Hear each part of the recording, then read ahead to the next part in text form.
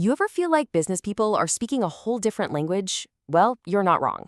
So today, we're going to do a quick pop quiz, kind of test your fluency, and see how you stack up. Ready? Let's dive in. All right, so how about it? Think you speak business? Hey, no pressure here. This is all for fun, and maybe we'll learn a thing or two. Just, keep a mental tally of your answers. Let's see how you do. Okay, let's kick things off with round one, the language of money. Seriously, this is the bedrock of everything. It's all about how cash moves around, and if you want to succeed, you've got to know this stuff. No way around it. All right, question number one. All the money a business makes from actually selling stuff, what do we call it? Is it A, revenue, B, salary, or C, credit? I'll give you a second. And it's A, revenue. If you got that, you are absolutely right. So why is this word so important? Think of it as the top line on a financial statement. It's the total amount of cash that comes in the door before any expenses are taken out. It's the big picture of a company's sales power. Okay, next up. Let's say a company has a delivery truck, or maybe a car for its top salesperson. What is that car to the company? Is it A, an asset, B, a loss, or C, an ad? Yep, the answer is A, asset. An asset is pretty much anything valuable the company owns that's going to help it make money in the future. So that car, the computers, even the cash in the bank, all assets. Okay, so if that's what a company owns, what do you call the stuff it owes? And that, my friends, brings us to liabilities. It's really like two sides of the same coin. Assets are what you own. Liabilities are what you owe. Simple as that. So the company car is an asset, but the car loan, that's a liability. You got to keep these two in balance to have a healthy business. Okay, this is a big one. It's the difference between making money and actually keeping money.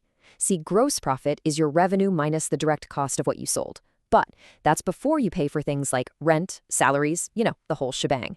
Net profit, that's the famous bottom line, is what's left after everything is paid. That's the real number. That's the money you can actually take home. Okay, last question for the money round. What's the term for that magic point where you haven't made any profit, but you also haven't lost any money? Your costs and your income are perfectly balanced.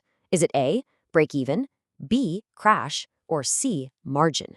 And the answer is A, break even. This is such a critical number for any business to know. Why? Because it tells you the exact point where you stop losing money. It's the minimum you have to sell just to stay afloat. Every single sale you make after you hit that break-even point, that's pure profit, baby.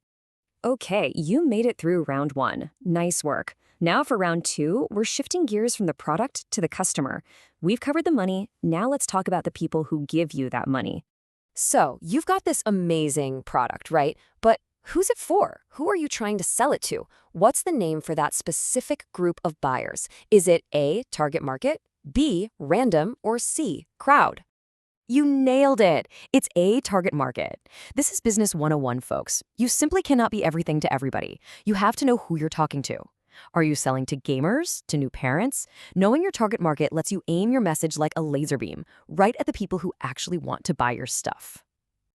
All right, let's talk about brands. Think about your favorite brand. When a company builds a really strong brand like that, what's the number one thing they're actually building with you, the customer?